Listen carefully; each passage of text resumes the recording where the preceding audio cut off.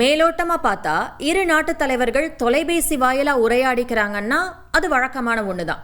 நல்லெண்ணத்தை பரிமாறிக்கிற விதமா பேசிக்கிறாங்க அப்படின்னு எடுத்துக்கலாம். ஆனா இந்திய பிரதமர் நரேந்திர மோடியும் உக்ரைன் அதிபர் ஜெலன்ஸ்கியும் உரையாடுறாங்கன்னா அது சாதாரணமானதில்லை. நின்னு நிதானமா ஆழமா யோசிக்க வேண்டிய விஷயம். 3 வருடங்களை கடந்தும் தொடரும் உக்ரைன் போர். போரை நடத்தக்கூடிய ரஷ்யாவுடன் எண்ணெய் வர்த்தகம் செய்யும் இந்தியா. அதனால் அமெரிக்கா இந்தியாவுக்கு சுமத்தியுள்ள வரி தண்டனை. இப்படி முக்கியமான உலக அரசியல் பரபரப்புக்கு மத்தியில இந்த 2 அரசியல் தலைவர்களும் பேசியிருக்காங்க. ரஷ்யாவோட வர்த்தகம் பண்றத இந்தியாவை நிறுத்த வைக்க அவசரம் காட்டுற உக்ரைன், எப்படியாவது ரஷ்யாவை தனிமைப்படுத்திடணும் அப்படிங்கிற உந்துதல். ஆனா நம்ம இந்தியாவுக்கும் மலிவு விலையில எரிசக்தி கிடைக்கணும். இப்படி இந்த ஒரே ஒரு உரையாடல்ல 3 ரியாலிட்டிஸ் கிளாஷ் ஆகுது. உக்ரைன் போர் நிறுத்தம் பத்தி பேச புதினோட அமெரிக்க பயணம்.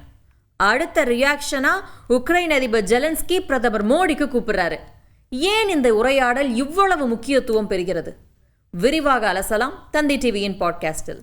வழங்குவது நான் வினோதினி முத்துராமலிங்கம். உக்ரைன் போரால உக்ரைனுக்கும் சரி ரஷ்யாவுக்கும் சரி இழப்புகள் அதிகம். உலக நாடுகள்லையும் இந்த போரால ஏகப்பட்ட பொருளாதார மாற்றங்கள். இந்த சூழல்ல ஜெலன்ஸ்கி பிரதமர் மோடியை தொடர்பு கொண்டு 2 முக்கிய கருத்துக்களை பகிர்ந்திருக்காரு. போர் சூழ்நிலை, ரஷ்யா இன்னும் தாக்குதல் நடத்திக்கிட்டு இருக்கு, அமைதி பேச்சுவார்த்தைக்கு வாய்ப்பு இருக்கும் சூழல்ல கூட இன்னும் ஆக்கிரமிப்பு பண்ணிட்டு இருக்கு அப்படின்னும், உலக தலைவர்கள் குறிப்பா ரஷ்யாவோட நெருக்கம் காட்டக்கூடிய தலைவர்கள் ரஷ்ய எண்ணெய் வர்த்தகத்தை கட்டுப்படுத்தணும் அப்படின்னு ஜெலன்ஸ்கி கூறியிருக்காரு. ஜபர்ஜியால மிலிட்டரி டார்கெட்டே இல்லாத இடத்துல ரஷ்யா குண்டு வீசுறதாவும் அதுல பொதுமக்கள் காயமடைஞ்சிருக்கிறதாவும் சமீபத்திய தாக்குதல்களை பத்தி விளக்கம் அளிச்சிருக்காரு. இதையெல்லாம் விளக்கிட்டு அடுத்து ராஜதந்திர பேச்சுகளுக்கு நகர்றாரு. இந்தியா அமைதியை ஆதரிக்கிற ஒரு நாடு, அதுக்கு நான் என்னோட நன்றியை தெரிவிச்சுக்கிறேன் அப்படின்னு ஆதரவுக்கு நன்றி தெரிவிச்சிருக்காரு. அதே சமயம் ஒரு வார்னிங்கும் கொடுக்கிறாரு ஜெலன்ஸ்கி. போர் நிறுத்த பேச்சுவார்த்தை பத்தி ஆலோசனை நடக்க போற மேசையில உக்ரைன் இல்லாம முடிவுகள் எடுக்கப்பட்டா அது தோல்வியில தான் முடியும் அப்படின்னு. அப்புறம் ரஷ்யாவுடனான எண்ணெய் வர்த்தகத்தை துண்டிக்கணும் அப்படிங்கிறது தான் ஜெலன்ஸ்கியோட முக்கிய குறிக்கோள். அதுக்கு நம்ம பிரதமரோட பதில் என்ன? இந்தியாவுடைய நிலைப்பாடு உறுதியானது. பேச்சுவார்த்தை மூலமா தான் அமைதி திரும்பணும். அமைதி விரைவில் மீட்டெடுக்க இந்தியா எல்லா வகைகளையும் உதவும் அப்படின்னு தெளிவுபடுத்தியிருக்காரு. வர்த்தகம், ஒத்துழைப்பு மற்றும் எதிர்கால திட்டங்களை பற்றியும் பேசினாங்க. அடுத்த மாதம் நடக்கவுள்ள ஐநா பொதுக்கூட்டத்திலையும் இரு தலைவர்களும் சந்திக்க போறாங்க. அதே சமயம் நம்ம பிரதமருடைய உக்ரைன் பயணம் அப்புறம் ஜெலன்ஸ்கியோட இந்திய பயணமும் கூட திட்டமிடப்பட வாய்ப்பு இருக்கு. பலமுறை எச்சரிக்கை விடுக்கப்பட்டும் ரஷ்யா கிட்ட இருந்து எண்ணெய் வாங்கினதுக்காக இந்தியா மேல அமெரிக்க அதிபர் ட்ரம்ப் 50% இறக்குமதி வரியை அறிவிச்ச சில நாட்கள்ல இந்த உரையாடல் நிகழ்ந்திருக்கு. உண்மையாவே இந்த வரி விதிப்பு நியாயமே இல்லாதது. ஏன்னா நம்ம நாட்டோட எரிசக்தி பாதுகாப்புக்கு எண்ணெய் கொள்முதல் ரொம்ப அவசியம். மற்ற நாடுகளும் தான் ரஷ்யா கிட்ட இருந்து எண்ணெய் வாங்குது. ஆனா இந்தியா மட்டும்தான் அமெரிக்காவால தனிமைப்படுத்தப்படுறதா கடுமையான குற்றச்சாட்டுகள் எழுந்துச்சு. எதிர்க்கட்சி தலைவர் ராகுல் காந்தியும் ட்ரம்பை ஒரு கொடுமைக்காரர் அப்படின்னு கடுமையா விமர்சிச்சிருந்தாரு. நம்ம வெளியுறவுத்துறை அமைச்சகம் இந்த இடத்துல ஒரு தெளிவான பதில சொன்னாங்க. அதாவது ட்ரம்போட நடவடிக்கைகள் அன்ஃபேர், அன்ஜஸ்டிஃபை. இதை எப்படி நியாயப்படுத்துவீங்க? அன்ரீசனபிள், காரணமே இல்லை அப்படின்னும், இந்தியா தனது தேசிய நலன்களை பாதுகாக்க தேவையான அனைத்து நடவடிக்கைகளையும் எடுக்கும் அப்படின்னு சொல்லியிருந்தாங்க. ஏன் எண்ணெய்க்கு இவ்வளோ முக்கியத்துவம் கொடுக்கப்படுது? ஆயில், எரிசக்தி, இது வர்த்தகத்தை பற்றினது மட்டும் இல்லை, புவிசார் அரசியலை பற்றினது. உக்ரைனை பொறுத்த வரைக்கும் ரஷ்ய எரிசக்தி அப்படிங்கிறது போருக்கு நிதியளிக்கக்கூடிய ஒரு பிளட் மணி. அதன் மூலம் வரக்கூடிய பணத்தை ரஷ்யா தன்னோட இராணுவத்துக்கு பயன்படுத்துது அப்படின்னு. இந்தியாவை பொறுத்த வரைக்கும் அது நம்ம நாட்டுக்கு தேவையான அத்தியாவசியம். ஏன்னா கிட்டத்தட்ட 140 கோடி மக்கள் இருக்க ஒரு நாட்டில் போக்குவரத்து, தொழிற்சாலைகள் அப்புறம் மின்சாரத்துக்கு ஒவ்வொரு நாளும் எரிபொருள் தேவை. திடீர்னு விநியோகத்தை குறைச்சா பற்றாக்குறை வரும், விலை ஏறும், ஏகப்பட்ட சிக்கல்கள் இருக்கு. அமெரிக்காவை பொறுத்த வரைக்கும் இது ரஷ்யாவுக்கான தண்டனை. ரஷ்யாவுக்கு எந்த விதத்திலையும் நிதி போகக்கூடாது அப்படிங்கிறதுல அவங்க உறுதியா இருக்காங்க.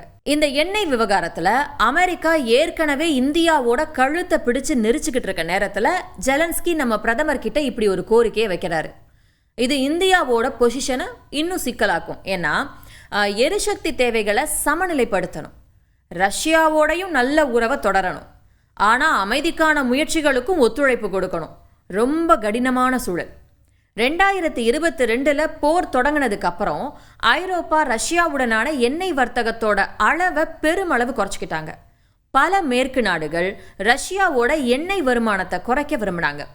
ரஷ்ய எண்ணெயை தடை செஞ்சா உலகம் முழுக்க எரிபொருள் பற்றாக்குறை வரும் அப்படிங்கிறதால மேற்கத்திய நாடுகள், அப்புறம் America, England, Canada, Japan, Germany, France, Italy போன்ற G7 நாடுகள், ஐரோப்பிய ஒன்றியம் மற்றும் ஆஸ்திரேலியா ஒரு முடிவுக்கு வருது. ரஷ்ய எண்ணெயை சர்வதேச அளவில் வித்துக்கலாம், ஆனால் விலை வரம்பு நிர்ணயிக்கப்படும் அப்படின்னு சொல்லி முடிவெடுத்து அதை செயல்படுத்தினாங்க. ஐரோப்பா பின்வாங்கின சமயத்தில் ஆசியாவில் குறிப்பாக இந்தியா போன்ற நாடுகள் தள்ளுபடி விலையில் ரஷ்ய எண்ணெயை வாங்க முன்வந்தாங்க. இதனால ஒட்டுமொத்த வருவாய் தடைகளால் குறைஞ்சாலும் ரஷ்யாவுக்கு ஒரு மாற்று வருமானம் கிடைச்சிது. இது ரெண்டே விஷயம்தான், மணி வர்சஸ் பாலிடிக்ஸ். ஒரே உலகம், ஆனால் நாடுகள் ரெண்டு வித்தியாசமான வழிகளை தேர்ந்தெடுத்திருக்காங்க. முதல் விஷயம் பொருளாதாரம். மலிவு விலையில் ரஷ்யா கிட்ட இருந்து எண்ணெய் கிடைக்குது அப்படிங்கிறது எரிபொருள் விலையை கட்டுக்குள்ள வச்சு பணவீக்கத்தை குறைக்க உதவும். ஆனால் மேற்குலகத்துக்கிட்ட இருந்து விரோதத்தை சந்திக்க வேண்டி வரும். ரெண்டாவது விஷயம் அரசியல்.